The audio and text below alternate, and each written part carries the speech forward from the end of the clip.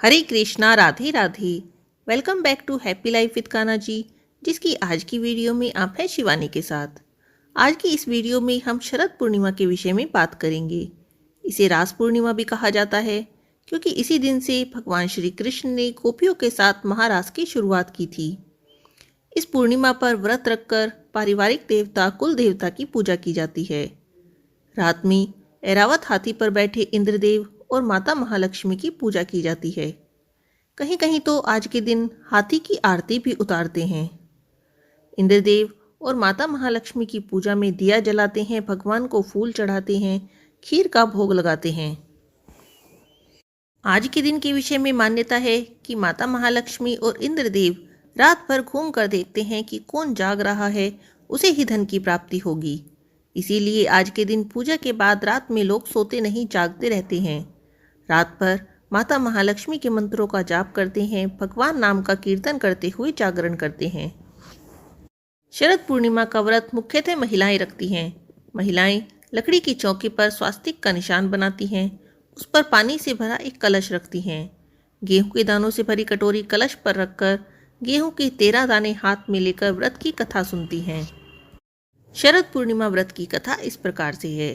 एक साहूकार था जिसकी 2 पुत्रियां थीं। दोनों पुत्रियां पूर्णिमा का व्रत करती थी, पर बड़ी पुत्री तो विधि पूर्वक व्रत पूर्ण करती थी, जबकि छोटी पुत्री अधूरा ही व्रत करती थी।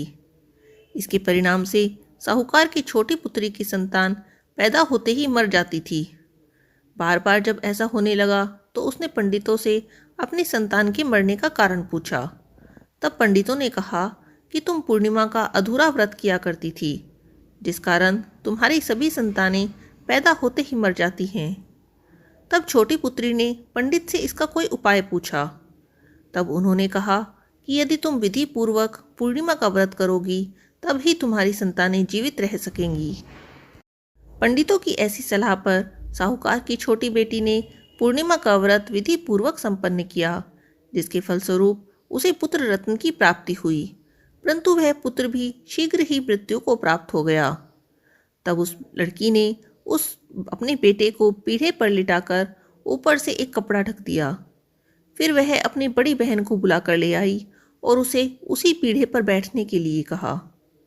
जब बड़ी बहन उस पीढ़े पर बैठने लगी तो उसका कपड़ा उस बच्चे को छू गया।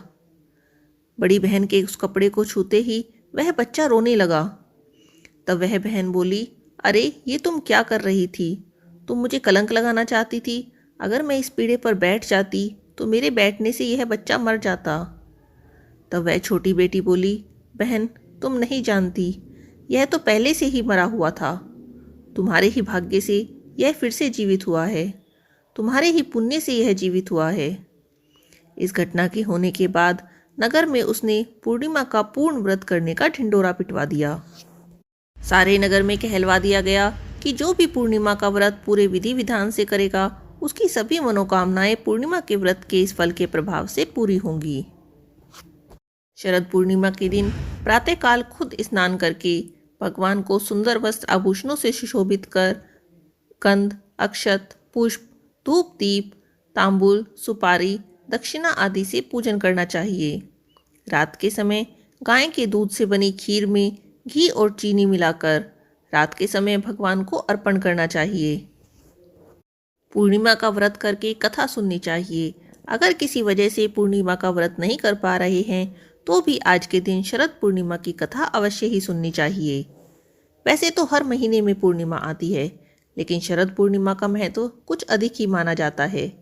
इस दिन चंद्रमा पूरी 16 कलाओं से पूर्ण होता है।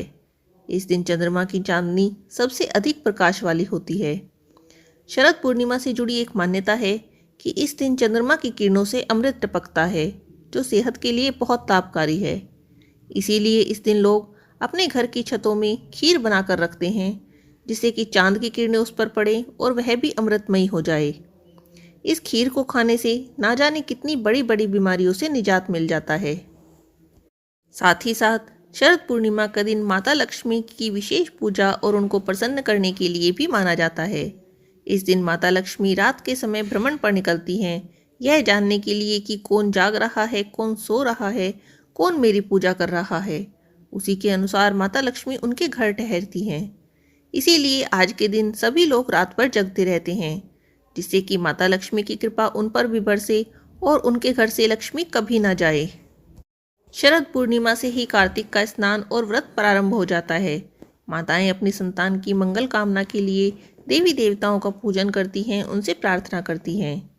कार्तिक का व्रत शरद पूर्णिमा से ही प्रारंभ किया जाता है।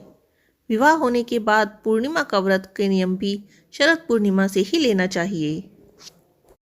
हैप्पी लाइफ विद कान्हा जी की आज की इस वीडियो में बस इतना ही। अगली वीडियो में जल्दी ही फिर मिलेंगे, तब तक जुड़े रहिए हैप्पी लाइफ विद कान्हा जी के साथ। हरे कृष्णा, राधे राधे।